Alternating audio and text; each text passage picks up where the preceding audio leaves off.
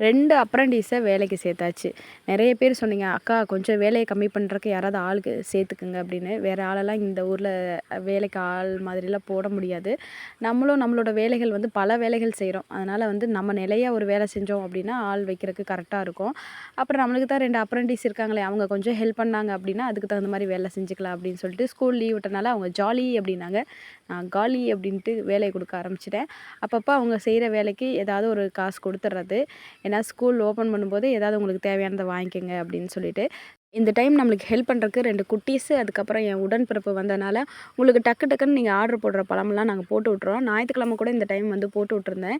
ஏன்னா ஞாயிற்றுக்கிழமை courier office இருக்காதுன்னு கூட நினைப்பீங்க. லோடு ஏற்றும் போது கொண்டு போய் கொடுத்தோம் அப்படின்னா அந்த டைமில் வந்து எடுத்துகிட்டு போயிடுவாங்க. அதுக்கப்புறம் நெக்ஸ்ட் டேவே உங்களுக்கு டெலிவரி ஆயிரும். அந்த மாதிரி தான் இந்த டைம் வந்து வாரத்தில் 2 டைம் 3 டைம் கொரியர் போட்டுட்டு தான் இருக்கேன்.